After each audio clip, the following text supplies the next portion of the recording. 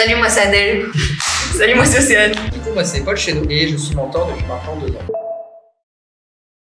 Moi j'ai accepté de devenir mentor dans cette filière parce que déjà j'étais étudiante dans cette filière et en plus j'avais envie de découvrir le monde du travail mais dans le milieu scolaire et travailler du coup dans une école supérieure. Ça m'intriguait et j'avais envie de découvrir. Moi c'est parce que depuis ma B1 je suis hyper incluse dans la vie du campus. Je fais partie des assos etc. Et du coup je voulais continuer là-dedans et en plus prendre confiance en moi, tout ce qui est oral et apprendre à accompagner ces étudiants. Alors déjà, j'ai accepté de devenir mentor d'une façon un peu spéciale parce qu'en fait, on me l'a proposé parce que j'interagissais de façon spéciale avec ma classe. Parce qu'en fait, depuis que je suis en première année, j'organisais de base des cours du soir avec des gens de ma classe pour parler de la notion qu'on avait vue la journée. Et du coup, en fait, ce qui s'est passé, c'est que quand je suis arrivé en 3e année, j'étais très copain-copine avec ma responsable filière qui s'appelait Zouina Alanik. En gros, elle m'a tout de suite dit qu'il y avait besoin de mentor et elle savait que je faisais ces pratiques-là avec ma classe. Donc en fait, elle m'a dit automatiquement, mais on te veut parce que tu corresponds de base à ce qu'on fait en fait. Avec les étudiants, l'accompagnement, enfin en tout cas celui que je propose, parce qu'on est quand même pas mal sur la filière informatique. En fait, moi je suis un peu le mentor cool. Mais le mentor cool qui, si tu le fais chier, il te fait chier aussi. Ça se passe plutôt bien. Ils ont bien progressé entre le début d'année et aujourd'hui, donc on les a accompagnés tout le long, donc on est plutôt contents. Genre on leur donne des bons contacts. Alors nous on est hyper présents pour eux. Depuis le début on les a accompagnés de A à Z, on leur a appris tout ce qu'ils avaient besoin pendant les immersions pour leur base de créa, genre tout ce qui est logiciel et tout en gardant une bonne ambiance dans la classe. On a toujours créé des façons ludiques de les intéresser. Et à chaque fois, en fait, nous, on partageait beaucoup notre expérience et notre savoir-faire. Et du coup, il y a tout le temps un partage de connaissances entre eux et nous. Ils nous ont beaucoup apporté. En fait, c'est surtout ça, les étudiants, ils nous ont beaucoup apporté cette année. Et puis nous aussi, on leur a apporté quelque part.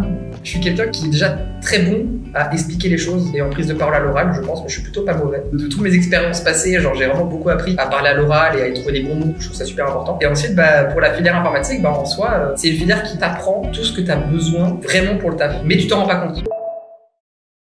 Par exemple, ils avaient un examen justement dans ce fameux SOC et les étudiants leur posaient des questions vis-à-vis de cet examen. Mais pendant l'examen, un étudiant a levé la main, je suis allé le voir, il m'a expliqué ce problème, je suis reparti et dans les couloirs de l'examen, j'ai dit ah oui, apprenez à lire. C'est vilain, mais maintenant, j'en ai discuté avec cet étudiant, il en est conscient que le seul problème qu'il avait, c'est qu'il n'avait pas lu. Il s'en est rendu compte en fait. Et ça qui est génial, c'est que ok, on les a traumas, honnêtement, je les ai traumas, mais c'est pas grave. Ils sont même maintenant, ils me le disent au fond, mais ils sont trop contents de ça parce que on a été une genre de rigueur amicale qui, honnêtement, les a pas mal formés. Honnêtement, ils en sont conscients. Le apprenez à lire, ils s'en souviennent. Mais gentil, moi, ils s'en souviennent. La première sortie qu'on a fait avec eux, c'était un escape game. C'est très sympa. Donc il y avait genre plein de teams différents qui étaient un peu contre, dont 2 teams vraiment l'une contre l'autre où il y avait 2 salles, l'une en face de l'autre et le coffre au milieu. Et du coup, on était grave en compétition, on était grave chaud. Et au final, mon équipe a perdu, mais c'était drôle.